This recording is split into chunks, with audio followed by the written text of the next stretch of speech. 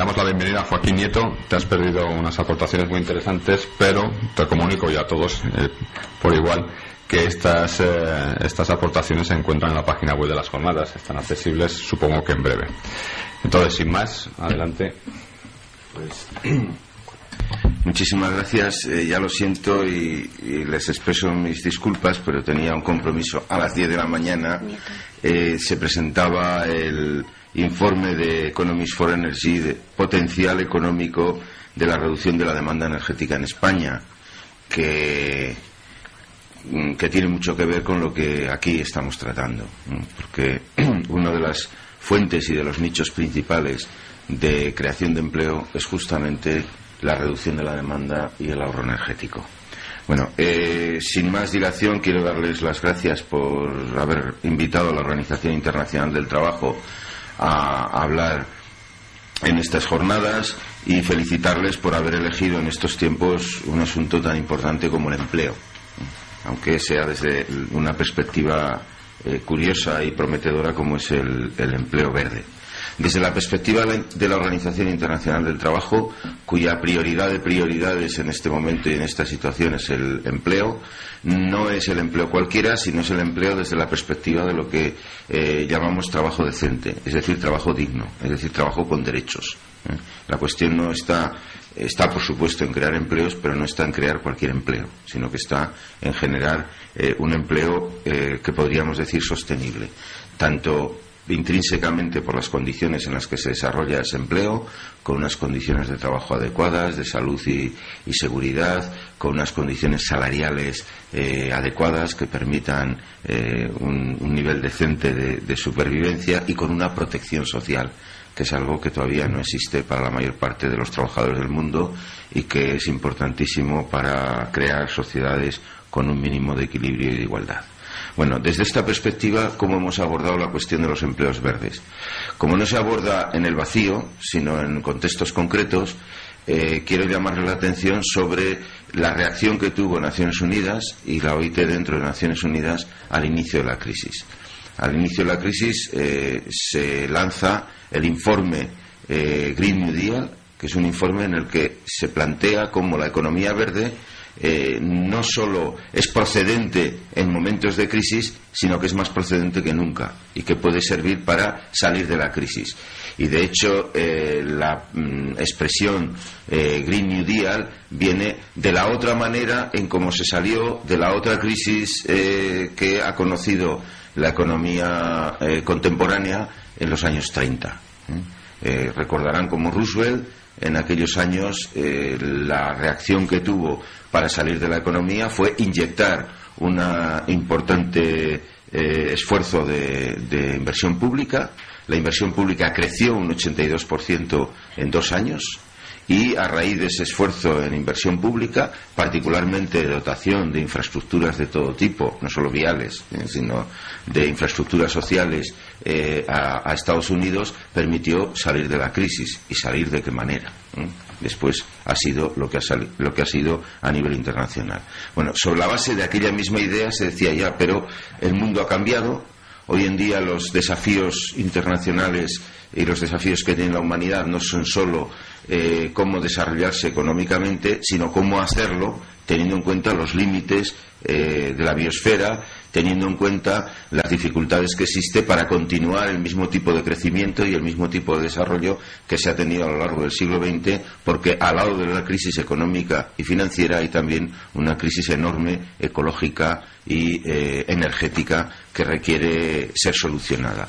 Y la perspectiva de Green New Deal era una perspectiva que planteaba el New Deal rooseveltiano, con el añadido del Green, de que sea un New Deal verde, un nuevo acuerdo del conjunto de la sociedad en una perspectiva de desarrollo sostenible, ambientalmente sostenible, y se le añadiría también el apellido de Global Green New Deal, porque en un mundo como el actual o se hacen políticas globales o esas políticas no van a poder prosperar, como estamos viendo cotidianamente. Bueno, junto a ese informe del Green New Deal aparece otro informe, en el que la Organización Internacional del Trabajo tiene mucho que ver, y es un informe que se elabora conjuntamente por la OIT y el PNUMA, el Programa de Naciones Unidas para el Medio Ambiente. Dos agencias de Naciones Unidas se ponen de acuerdo para hablar de empleo y para ver cómo dentro de esa perspectiva de Green New Deal, de salida de la crisis, se puede generar empleo, y se puede generar un empleo de determinadas características, un empleo de calidad, para identificar los nichos de empleo y para identificar las posibilidades de generación de empleo. Y es ahí donde se hace el informe, que ahora ya estará superado por otro informe que está a punto de salir, que es el informe sobre empleos verdes en el contexto de una economía sostenible baja en carbono. ¿Qué ha sucedido? Este es el planteamiento. Hay una crisis económica que deviene de una crisis financiera, que deviene también de una determinada crisis de modelo productivo. Si no hubiera sido por la especulación y el ladrillo, por un modelo productivo como hemos tenido en España, deformado desde la perspectiva de que un sector como era el de la construcción era el que tiraba de una manera insostenible del conjunto de la economía, si no hubiera sido por el modelo productivo no habríamos tenido la crisis financiera. Es decir, la burbuja financiera no se habría generado y entonces no tendríamos la crisis económica. Es decir, que hay una relación más estrecha de lo que parece entre determinado modelo productivo y las crisis que se han ido generando. No solo el caso de España, sino era también el caso de Estados Unidos y algún otro país donde la burbuja inmobiliaria era la que acompañó la burbuja financiera que acabó contaminando el conjunto de la estructura financiera internacional. Por lo tanto, se decía, bueno, vamos a dar una respuesta de conjunto en ese contexto. Bueno, ¿qué ha sucedido en ese contexto? No todo el mundo ha actuado de la misma manera. O sea, el comportamiento de los distintos países ha sido diferente. No ha sido el mismo el comportamiento de los países emergentes, entre otras cosas porque la crisis no les afectaba de la misma manera, pero incluso dentro de los países industrialmente avanzados el comportamiento también ha sido diferente. Y podríamos simplificar en tres grandes bloques: los países emergentes, Europa y Estados Unidos. Los países emergentes han hecho políticas bastante activas, incluso políticas de reactivación de la economía frente a la crisis bastante interesantes. En el caso de Europa lo que ha habido ha sido una contracción que va a generar bastantes dificultades, como explicaré posteriormente, y con muy poca capacidad de reactivación económica, salvo el caso de Alemania. Quizá tal vez ahí se explique el por qué Alemania está en una situación diferente, porque la deuda alemana es muy superior a la deuda española, sin ir más lejos. Me refiero a la deuda pública, otra cosa es la deuda privada de las familias o la deuda de las empresas y de las entidades financieras. Pero quizá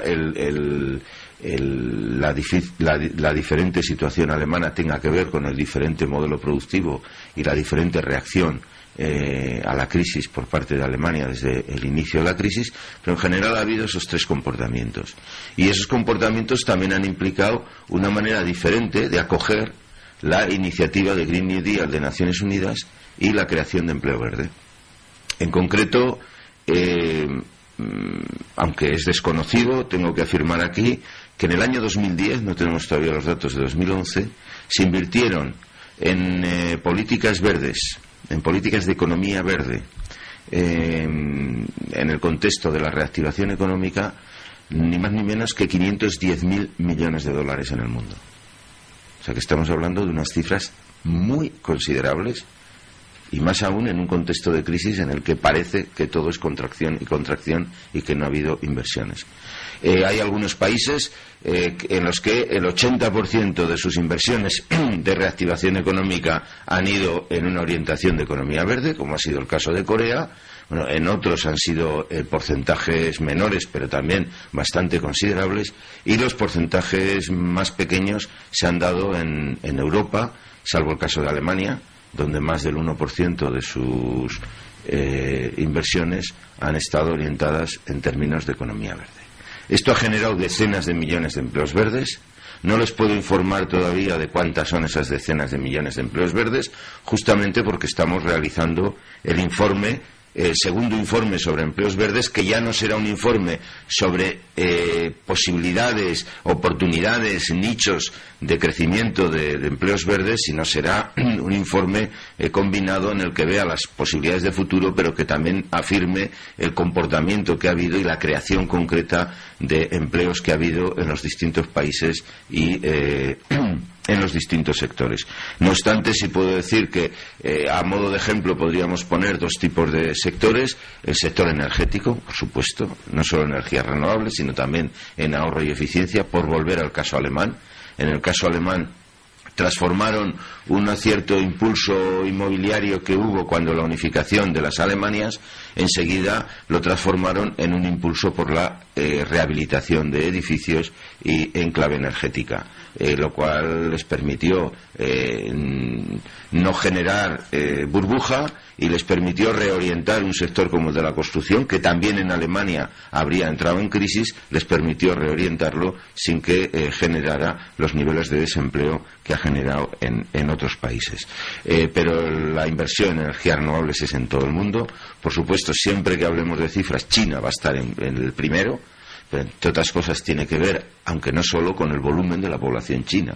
Estamos hablando de 1.300 millones de habitantes. Es muy fácil que siempre nos aparezca como el primer país en todos los sentidos. También en inversiones en economía verde es el primero, sin ninguna duda, y en generación de empleo de todo tipo, incluido empleo verde, ha sido el primero.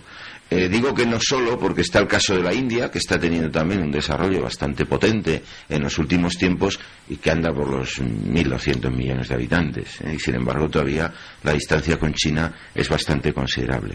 Pero no solo han sido China o ha sido la energía, sino que han sido también otros muchos sectores y otros muchos países. Quizá el país que pueda poner más ejemplos diversificados es Brasil. En Brasil se ha generado, en casi todos los sectores, se ha generado empleo verde, y desde la perspectiva de la Organización Internacional del Trabajo tiene especial valor el empleo que se ha generado en un sector como el de los residuos, donde se ha conseguido transformar actividades de trabajo que no se le podía calificar de ninguna manera de trabajo decente, que era todos esos miles de personas en las montañas de basura recogiendo basura. Se ha conseguido hacer un esfuerzo muy interesante de transformación de esa actividad en cooperativas organizadas, que han empezado a funcionar de una manera mucho más profesionalizada y con unas condiciones de trabajo mejores y unas condiciones de retribución más estables y protección social, es decir, más cerca del trabajo decente en una actividad como era la de residuos, que sigue siendo una actividad muy importante, que subemplea o malemplea a millones y millones de personas en todo el mundo, y que Brasil ha mostrado un camino de cómo es una actividad que se puede reconvertir en un empleo verde y decente.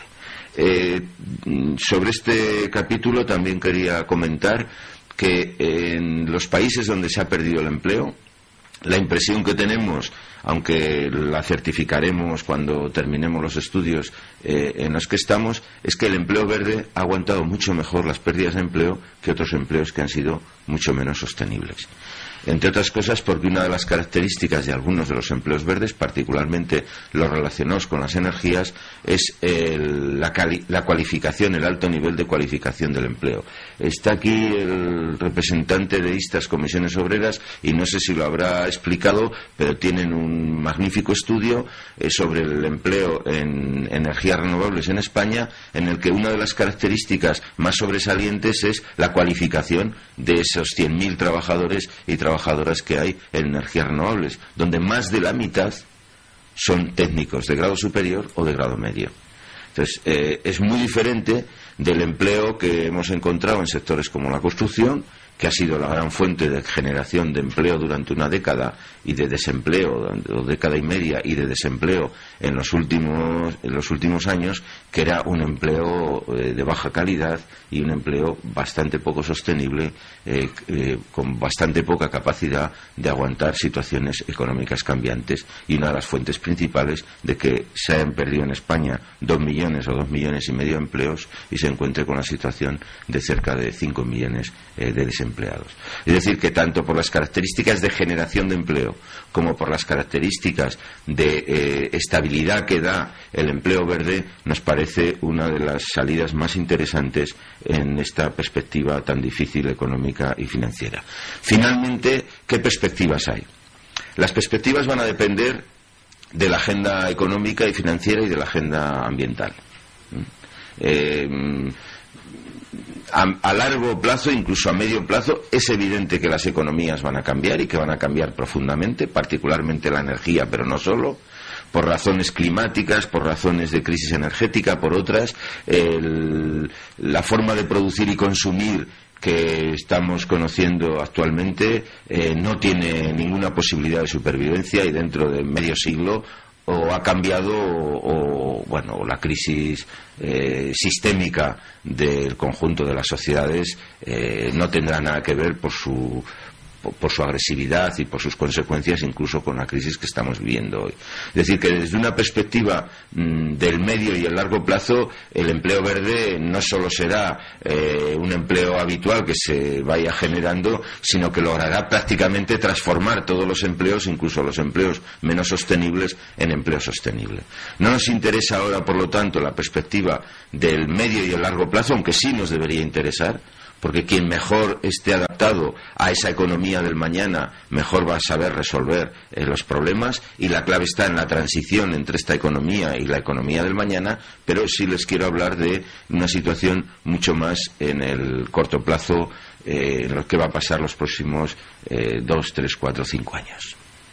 Y no lo sabemos. Dependerá de la reacción que se tenga, ya digo, en la agenda económica y en la agenda ambiental. La Organización Internacional del Trabajo hace apenas unas semanas ha hecho público su informe sobre el mundo del trabajo 2011. Y en este informe, la verdad que las perspectivas que hemos hecho públicas son bastante sombrías.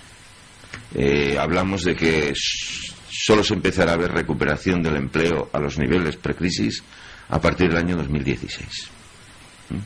Y la verdad no es grato dar una noticia como esa, pero es lo que nuestros análisis nos confirman. Eso es a nivel internacional, y estamos incluso con riesgo de entrar en una recesión mundial.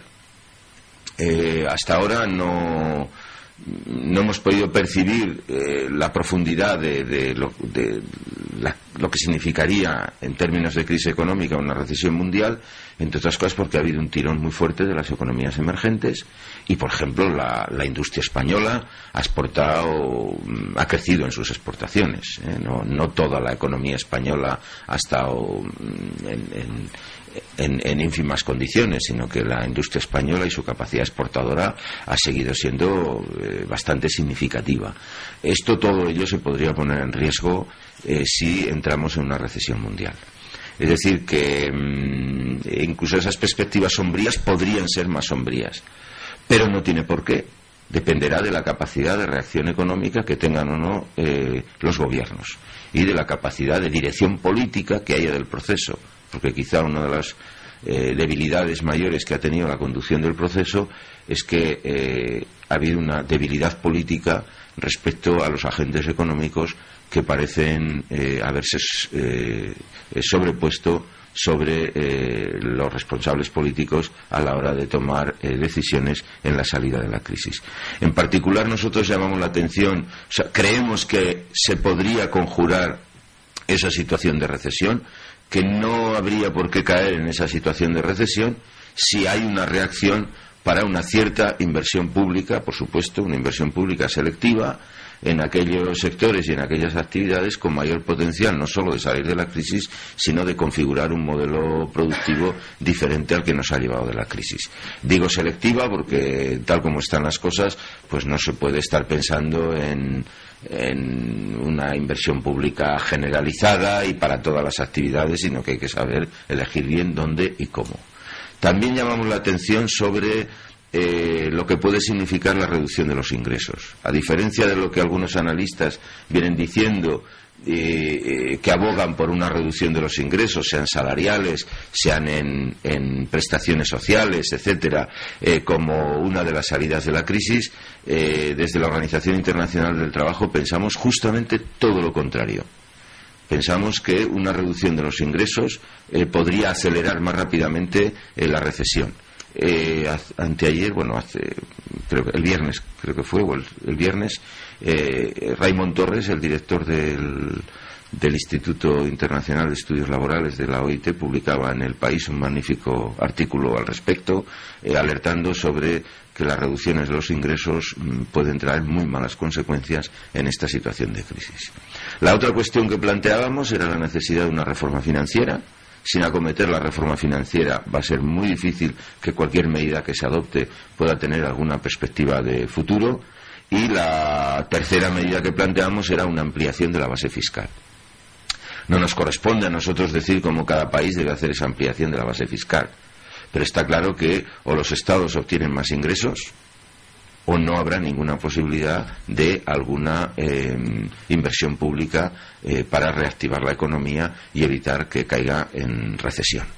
Por lo tanto, decía, habrá o no creación de empleo y por lo tanto habrá o no empleos verdes dentro de esa creación de empleo y dentro de esa inversión selectiva de la que estaba hablando, dependiendo de las decisiones económicas que se adopten. Desde la perspectiva de la OIT, el empleo, he dicho que debía estar en el centro de las políticas por múltiples razones que todo el mundo pues fácilmente puede comprender, pero una de ellas nos inquieta especialmente, que es el empleo juvenil. Hoy en día hay 81 millones de jóvenes menores de 25 años desempleados en el mundo y hay 300 millones más llamando a la puerta del empleo en los próximos 5 años. Si no se generan importantes volúmenes de empleo, entonces sí que podríamos estar hablando de una generación perdida. Y una generación perdida no significa una generación paralizada, significa una generación perdida para el desarrollo económico de sociedades integradas. Pero el dónde iría y qué haría esa generación es algo que estaría por preguntarse. En ese sentido, pensamos que la generación de empleo no debe ser solo algo bueno en sí mismo y algo a conseguir porque es necesario que haya más actividad para que todo el mundo pueda desarrollarse, que lo es y principalmente, sino que es también una llamada de atención sobre la importancia de mantener sociedades cohesionadas y particularmente para la próxima generación. Bueno, y depende también de la agenda ambiental. Hay dos citas muy importantes en la agenda ambiental. La primera cita está sucediendo estos mismos días en Durban y la otra será en junio del año que viene en Río+20. La agenda de Durban, de lo que la agenda de cambio climático decida, dependerá en gran medida la capacidad de generación o no de empleo verde.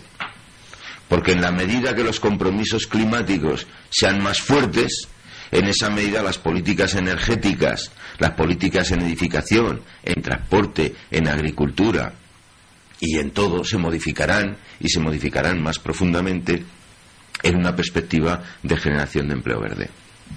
En la medida que esas decisiones se estanquen, será muchísimo más difícil. Y ahora mismo en Durban se está viviendo un estancamiento.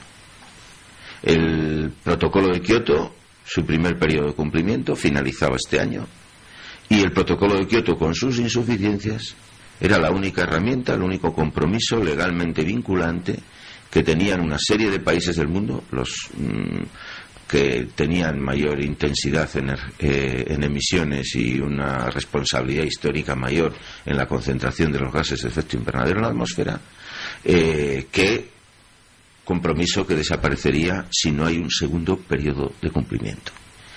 ¿Habrá o no segundo periodo de cumplimiento? No se sabe, pero dependerá de si lo hay, del nivel de responsabilidad de los gobiernos sobre sus responsabilidades climáticas, que se vaya o no en el corto periodo generar empleo. Desde luego la cumbre de Durban no parece que vaya a dar resultado en esta perspectiva. Ojalá me equivoque y ojalá en los últimos días haya un cambio y se empiece a hablar de segundo periodo de cumplimiento y de un acuerdo ambicioso y vinculante. Pero no están las cosas ahora mismo en esa dirección.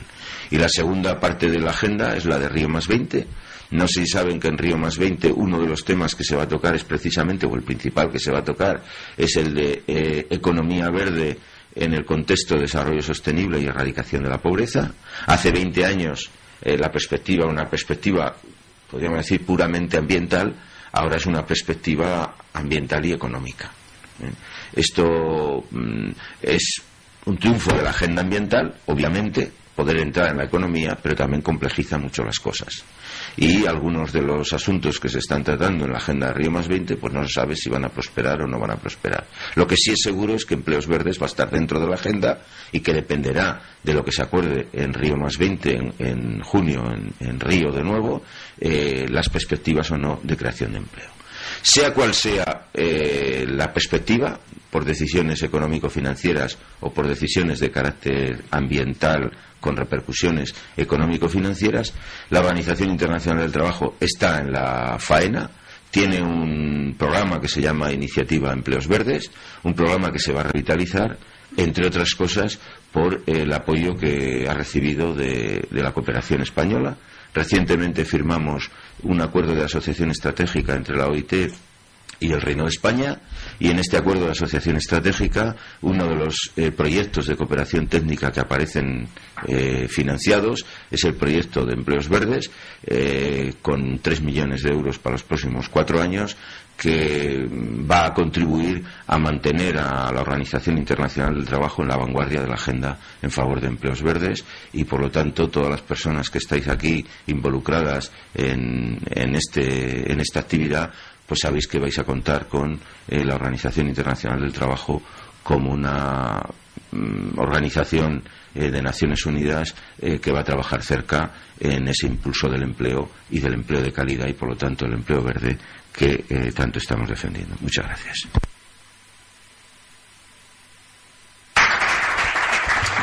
Muy bien, muchas gracias. Me hubiera gustado tener tiempo para las preguntas, pero creo que ya no queda. Nos hemos pasado bastante. Pido disculpas a la organización y pido sobre todo disculpas a todos aquellos que necesiten café para soportar este shock de realidad que nos acabas de dar. Vamos a dar por terminada esta mesa y en 5 minutos creo que empezamos lo siguiente. Muchas gracias.